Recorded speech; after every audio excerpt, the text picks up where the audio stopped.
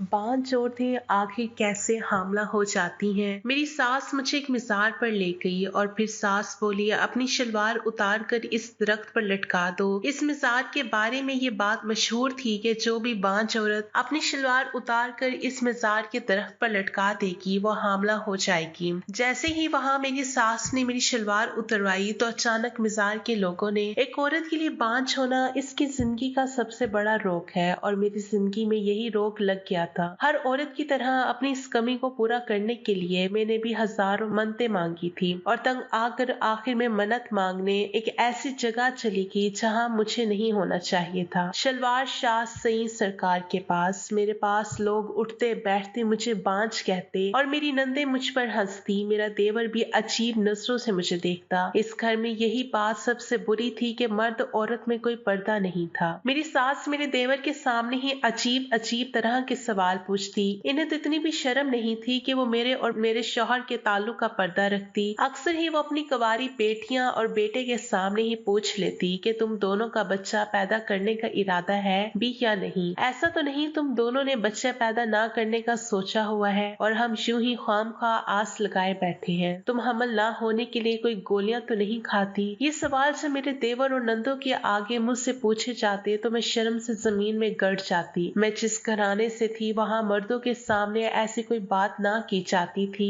मेरी भी एक भाभी थी लेकिन मेरी अम्मा ने कभी ऐसी कोई बात ना पूछी थी जिससे इन्हें शर्म महसूस हो। यहाँ तो हर सवाल ही शर्मिंदा कर देता। मेरा उठना बैठना सोना नहाना सब मेरी सास की नजरों में था। मेरा देवर बिना दरवाजे बचाए मेरे कमरे में चला आता और घंटों मेरे कमरे में ही टीवी देखता। इसे मना करने वाला कोई नहीं था और ना ही मुझ में इतनी हिम्मत कि मैं इसे कमरे से बाहर निकाल पाती। कई दफा मैंने अपने शौहर से इस बारे में बात की लेकिन वो हमेशा यही कहते कि मैं अम्मा का बड़ा बेटा हूँ और इन्हें मेरी औलाद देखने का बहुत शौक है। तुम इनकी बातों को दिल पर ना लगाओ। देवर की बात करती तो वो कहती कि अभी वो छोटा है। ये सुनकर मैं हैरान रह जाती कि 19 साल के लड़के को वो कैसे छोटा कह सकते हैं। शादी का 1 महीना भी पूरा ना हुआ था कि मेरी सास मुझे अजीब अजीब हकीमों की दवाइयाँ खिलाने लगी जिन्हें खाकर मेरे पेट में दर्द होने लगा था। यही नहीं, इन्होंने मेरे गले में औलाद के लिए बड़े बड़े तावीज भी डलवा दिए। मैं जब भी अपने घर चाहती मेरे घर वाले ये सब देखकर परेशान हो जाते। शादी से पहले मेरे अब्बा को हरगिज भी अंदाजा नहीं था कि वो मुझे जहाँ रुखसत करके भेज रहे हैं वहाँ सब पढ़े लिखे होकर भी तावीजों पर यकीन रखते हैं। लेकिन अब्बा एक बेटी के बाप थे इसलिए हर बार वो मुझे ये कहकर तसल्ली देते कि वक्त के साथ सब ठीक हो जाएगा। मगर मैं जानती थी कि कुछ ठीक होने वाला नहीं है और इन्हीं सब चीजों से तंग आकर मैंने एक ऐसा कदम उठाया जिसे उठाने के बारे में कोई भी औरत 100 बार सोचेगी। लेकिन कभी कभी हालात इंसान से वो सब कुछ करवा लेते हैं जिसके बारे में वो सोच भी नहीं सकता। मेरी ये कहानी सुनकर आपके भी होश उड़ जाएंगे कि किस तरह मैंने शलवार शाह बाबा के मिसार पर जाकर औलाद की मन्नत मांगने के लिए खुद अपने हाथों अपनी। मेरा नाम सना है और मेरा ताल्लुक लियाकतपुर से है। हमारे इलाके में पढ़े लिखों की तादाद बहुत ही कम है और बहुत से लोग तो पढ़ लिख कर भी जाहिल ही हैं। मेरे ससुराल वाले भी ऐसे ही पढ़े लिखे जाहिल थे। शादी के पहले महीने से ही मुझ पर इनकी तरफ से औलाद के लिए दबाव डाला जाने लगा। कभी मेरी सास कहती कि वो मरने वाली है और इससे पोते पोतियों की शक्ल देखनी है तो कभी कहती कि तुम्हारे माँ बाप ने जानबूझकर तुम्हें हमारे सर डाल दिया है। वो जानते थे कि तुम एक बंजर जमीन हो। मैं शुरू दिन से ही इन बातों को सुन रही थी और बर्दाश्त कर रही थी लेकिन किस्मत ने मुझ पर रहम ना खाया और मेरी शादी को ऐसे ही साल गुजर गया। मेरी गोद हरी ना हो सकी। शादी की पहली सालगिरह पर ही मेरी सास ने दबे दबे लफ्जों में मुझे शौहर की दूसरी शादी करवाने का कह दिया जिसे सुनकर मेरे होश उड़ गए। मेरे शौहर वसीम ने मुझे तसल्ली दी, कहने लगे तुम परेशान ना हो, ना ही मेरे घर वालों की बातों को दिल से लगाओ, जल्दी तुम उम्मीद से हो जाओगी। मगर अब मेरे लिए सबकी बातें बर्दाश्त करना मुश्किल हो चुका था। मैं दिन रात यही सोचकर हलकान हो रही थी कि अगर सास ने वाकई शौहर की दूसरी शादी करवाने का सोचा तो मैं क्या करूंगी। इसलिए मैं तरह तरह के रास्ते ढूंढने लगी कि किसी भी तरह मैं इस खुशी को हासिल कर लूं। मेरी सास जो मुझे हकीमी दवाइयां ला कर देती थी, इन्हें खाने से तो मेरी तबीयत मजीद खराब हो रही थी। इसलिए मैं खुद से ही छुपके से किसी डॉक्टर को दिखाने के बारे में सोच रही थी। एक दिन मेरी अम्मी मुझसे मिलने मेरे घर आई लेकिन जब इन्हें पता चला कि मैं हामला नहीं हो रही और मेरी सास और नंदों का रवैया देखा तो हैरत और परेशानी परेशानी से कहने लगी कि ये सब क्या है। मुझे तो लगा था कि तुम्हारी सास तुम्हें पलकों पे बिठाकर रख रही होगी, लेकिन ये तो जाहिलों से भी बदतर मालूम हो रही है। अपनी अम्मी की बात सुनकर मैं रो पड़ी थी। काफी दिनों बाद मेरी अम्मी मुझे मिलने आई थी। दिल का गुबार आंसू की सूरत बह निकला और मैंने इन्हें बताया कि शादी के अगले ही महीने से हर किसी ने मुझसे औलाद की उम्मीद लगा ली थी और जब तक मैं इन लोगों की मुराद पूरी नहीं करूंगी ये लोग इसी तरह उठते बैठते मुझे जलील करते रहेंगे। मेरी अम्मी कहने लगी, सना ये तो वाकई परेशानी की बात है और एक साल तो अच्छा खासा अरसा होता है, तुम किसी डॉक्टर को दिखा लो। अपनी अम्मी की बात सुनकर मुझे हंसी आ गई। मैंने कहा, आप मेरे ससुराल वालों को नहीं जानती हैं। अगर मैं किसी डॉक्टर के पास गई और टेस्ट करवाया तो इन लोगों को पक्का यकीन हो जाएगा कि मैं बांझ हूँ। मेरी अम्मी मेरी बातें सुनकर रोने लगी और मुझे तसल्ली देते हुए घर चली गई, लेकिन दरवाजे की ओर से मेरी सौतेली सास ने हमारी सारी बातें सुन ली और मेरे पास आई और कहने लगी, सना मैंने तुम्हारी सारी बातें सुन ली है और मुझे बहुत दुख हो रहा है। ऐसा करो तुम मेरे शाह बाबा के पास चलो, वहाँ जाकर सबकी मुरादें पूरी हो जाती हैं। बस एक ही दफा जाना होगा और इस तरह किसी को पता भी नहीं चलेगा, तुम्हारा मसला भी हल हो जाएगा। अपनी सौतेली सास की बात सुनकर मैं चौंक गई और वो इससे पहले भी कई दफा बातों बातों में अपने पीर शाह बाबा का जिक्र कर चुकी थी, लेकिन इस वक्त मैंने इनकी बातों का ध्यान नहीं दिया था। लेकिन इस बाबा के मुतालिक मैं काफी लोगों के मुंह से काफी दफा सुन चुकी थी। इन्हीं दिनों मेरी दोस्त आयशा मेरे ससुराल मुझे मिलने आई और मैं बेसाख्ता इसके गले लग गई। इसने बताया कि सना तुम तो जानती हो मैं अली से मोहब्बत करती थी, लेकिन मेरे घर वाले मेरा और इसका रिश्ता करने को राजी नहीं थे। अब्बा ने तो मेरा रिश्ता खाला के बेटे से भी पक्का कर दिया था, लेकिन अब सब ठीक हो गया है और मेरी मुरादें पूरी हो गई हैं। ये देखो मेरी शादी का कार्ड, मेरी और अली की अगले महीने शादी है, तुम्हें और वसीम भाई को जरूर आना है। आयशा और अली की शादी का सुनकर तो मैं भी हैरान रह गई थी, क्योंकि ये बात मुझे भी अच्छी तरह मालूम थी कि आयशा की खानदान से बाहर शादी की कोई गुंजाइश नहीं थी। तो फिर ऐसी कौन सी करामत कर दी थी कि जो आयशा का रिश्ता बाहर बरादरी में तय हो गया। मैंने आयशा को मुबारकबाद दी। मेरी दोस्त के जाने के बाद मेरी सौतेली सास ने कहा, जैसे ही तुम अपने मायके रहने के लिए आओ मेरे घर चली आना, मैं तुम्हें खुद वहाँ लेकर चलूंगी। सास के जाने के बहुत देर बाद भी मैं यही सोचती रही कि किसी तरह मैं एक दफा हामला हो जाऊं तो फिर अपने ससुराल में मेरी जगह बन जाएगी। मेरी सास को इसके अलावा मुझसे और कोई शिकायत नहीं थी। अगर मैं इन्हें एक पोता दे देती तो शायद मैं इनकी आंखों का तारा बन जाती और वसीम की दूसरी शादी का ख्याल भी इनके दिल से निकल जाता। शाम को जब वसीम घर लौटे तो मैंने इन्हें सरकार साईं के बारे में बताया। मेरी बात सुनकर वसीम कहने लगे, ऐसे किसी चक्कर में ना पड़ो, जब खुदा ने किस्मत में लिख दिया होगा तो औलाद मिल जाएगी। ये पीर फकीर ज्यादातर ढोंगी होता है जो पैसों के लिए लोगों को इस्तेमाल करते हैं। वसीम की बात सुनकर मेरा दिल खराब हो गया। मर्दों का क्या चाहता है, ना ही कोई इन्हें बांझपन के ताने देता है और ना ही कोई उठते बैठते औलाद कब होगी जैसे सवाल पूछकर सीने में खंजर घोंपता है। मैं बिल्कुल खामोश हो गई थी। मुझे उस वक्त का इंतजार था जब मैं अपने मायके जाती और अपनी सौतेली सास के साथ मिलकर साईं सरकार के पास हाजिरी लगाती। मैंने सोच लिया था कि मैं बिना वसीम को बताए ही चली जाऊंगी। पूरा महीना गुजरने के बाद जब मेरी दोस्त आयशा की शादी का वक्त करीब आया तो बड़ी मुश्किल से मैंने अपनी सास हफ्ता भर अपनी माँ के घर रहने की इजाजत ली, क्योंकि शादी तो सिर्फ जरिया था बाबा सईं के पास जाने का। वसीम ने मुझे अम्मा के घर छोड़ दिया और कहने लगे, अब तुम एक हफ्ता सुकून से रहो और बच्चे के बारे में कुछ ना सोचना। अपने घर जा रही हो तो माँ के साथ खुश रहना। लेकिन ऐसा कैसे मुमकिन था कि एक बे औलाद औरत को देखकर कोई औलाद का ना पूछे। मैं जैसे ही अम्मा के घर में दाखिल हुई सामने ही मेरी फूफो बैठी थी। मुझे देखते ही कहने लगी, सना खुशखबरी कब सुना रही हो। ये सवाल सुनते ही मेरे तन बदन में आग लग गई। फूफो को मेरे चेहरे के बदलते हुए रंग महसूस हुए तो कहने लगी, अरे मैं तो ऐसे ही पूछ रही थी, अपनी सिद्रा की शादी भी तो तुम्हारे साथ ही हुई थी। अब तो वो एक बच्चे की माँ बन चुकी है और दोबारा भी उम्मीद से हो चुकी है। मैं फूफो की बात का जवाब दिए बगैर भाई के कमरे में चली आई जहाँ मेरी भाभी लेटी हुई थी।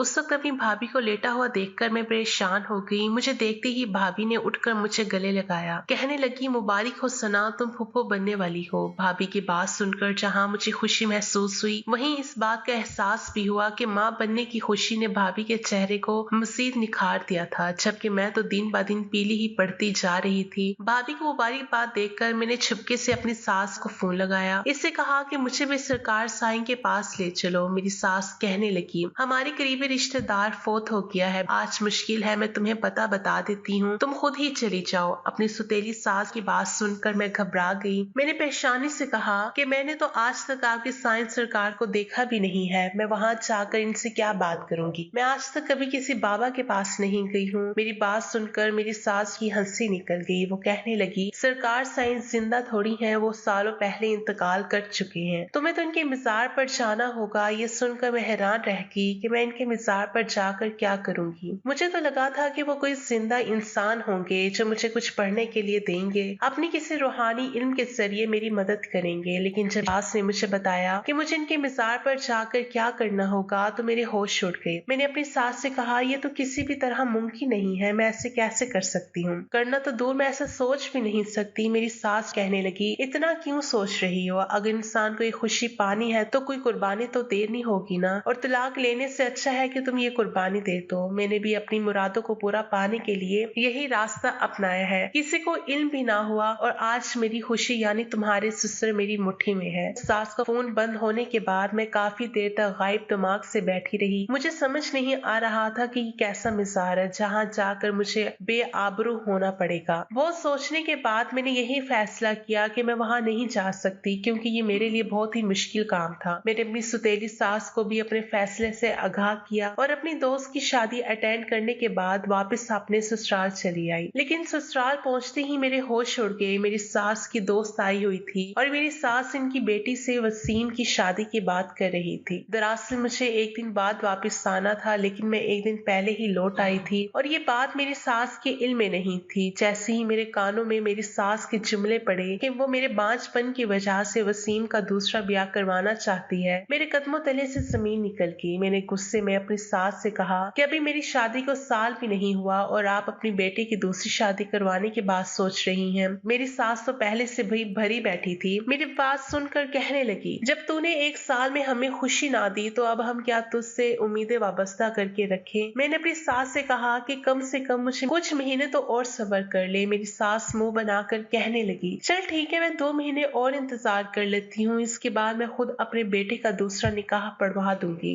वसीम नौकरी पर गए हुए थे। मैं अपने कमरे में रोती हुई आई तो ये देखकर ठटक गई कि मेरा देवर पहले से ही मेरे बिस्तर पर लेटा हुआ था, टीवी पर कुछ फिल्म देख रहा था। मुझे देखकर भी वो उठकर नहीं बैठा था। मुझे इसका ये अंदाज बहुत ही बुरा लगा था। मेरे दिल में आया कि इसको खड़ी खड़ी सुनाकर कमरे से बाहर जाने का कह दूं, लेकिन फिर ख्याल आया कि पहले ही मेरी सास वसीम की दूसरी शादी का सोच कर बैठी है। अगर मैंने जरा भी कोई गलती की तो इसे नया मौका मिल जाएगा। मैं अपनी सास को कोई मौका नहीं देना चाहती थी, क्योंकि अभी तक वसीम को मुझसे मोहब्बत और हमदर्दी थी। लेकिन अगर मुझसे कोई गलती हो जाती तो शायद मैं वसीम के दिल से भी उतर जाती। काफी देर बाद जब मेरा देवर कमरे से चला गया तो मैं तकिए पर लेटी आंसू बहाने लगी। सास की बातें मेरे कानों में गूंज रही थी। इसने मुझे बताया कि तुम्हें वहां जाकर पहले अपनी शलवार उतार कर मिसार के दरख्त पर लटकानी होगी और इसके बाद कब्र के पास ही खड़े होकर अपनी मन्नत मांगनी होगी और फिर ऐसे ही वापस मजार से बाहर आना होगा। मेरी सास की बात सुनकर मेरे रोंगटे खड़े हो गए थे। मैंने कहा, आप होश में तो हो, मैं मजार पर जाकर अपनी शलवार कैसे उतार सकती हूँ। मेरी सास कहने लगी, तुम फिक्र ना करो, वहाँ जितने भी मर्द और औरतें आती हैं वो सब की सब अपनी मन्नत पूरी करने के लिए यही काम करती हैं। तुम अनोखी नहीं होगी। मैंने अपनी सास से पूछा, तो क्या आपने शलवार को उतार कर दूसरी शलवार पहनी होगी? वो कहने लगी, नहीं, मजार से ऐसे ही बाहर निकलना होगा और 40 कदम चलने के बाद तुम खुद को ढांप सकती हो, लेकिन साथ दूसरी शलवार लाने की इजाजत नहीं। मजार से बाहर निकलकर 40 कदम तुम्हें बिना शलवार के ही चलना होगा। मेरी सास ने मुझे एड्रेस बता दिया था और साथ ही कहा था कि अगर तुम्हें ठीक लगे तो चली जाओ। मैं ऐसी जगह जाने के बारे में सोच भी नहीं सकती थी, मगर अब अपना घर बचाने के लिए मुझे ये कोई मुश्किल काम नहीं लग रहा था। मेरे दिल में सोचा, कौन सा वहाँ अकेली होंगी, और भी तो मर्द और औरतें अपनी मुरादें पूरी करने के लिए आते ही होंगे। जब गर्ज अपनी हो तो दिल होलिये बहाने ढूंढ ही लेता है। शाम को वसीम घर लौटे तो इनकी अम्मा ने इन्हें बताया कि वो इनकी दूसरी शादी का सोच रही हैं। ये सोचते ही वसीम ने फौरन इनकार किया। मेरी सास ने छुरी उठाकर गले पर रख ली और कहने लगी, अगर अगले 2 महीने में तेरी बीवी ने खुशखबरी ना सुनाई तो मैं खुद को मार लूंगी। मैं तो वैसे ही तेरे बच्चे देखने की आस में जिंदा हूँ। अगर तुझे सारी उम्र बे औलाद ही रहना है तो मैं जीकर क्या करूंगी। अपनी माँ को इस तरह छुरी उठाई देखकर वसीम ने इनसे वादा कर लिया कि अगर 2 महीने में औलाद की खबर ना मिली तो वो जरूर दूसरी शादी के बारे में सोचेंगे। वसीम के लफ्जों ने मेरे पैरों की जान निकाल दी थी। मेरे लिए खड़ा होना भी मुश्किल हो गया था। बस वही लम्हा था जो मैंने फैसला कर लिया था कि मैं पीर शलवार शाह के मजार जरूर जाऊंगी। क्या पता मेरी सास की तरह मेरी मुराद पूरी हो जाती और मेरा घर उजड़ने से बच जाता। लेकिन एक मसला पेश आ गया था कि मुझे दोबारा मेरी सास इतनी जल्दी मेरे मायके जाने की इजाजत देने वाली नहीं थी और मुझे यकीन हो गया था कि अगर 2 महीने में हामला ना हुई तो मेरे सर पर सोतन लाकर जरूर बिठा देगी। इसलिए मैंने एक दूसरा रास्ता ढूंढा और उस वक्त का इंतजार किया जब घर में कोई मौजूद ना हो। अक्सर मेरी सास और ननद किसी न किसी रिश्तेदार के घर दोपहर के वक्त चली ही जाती थी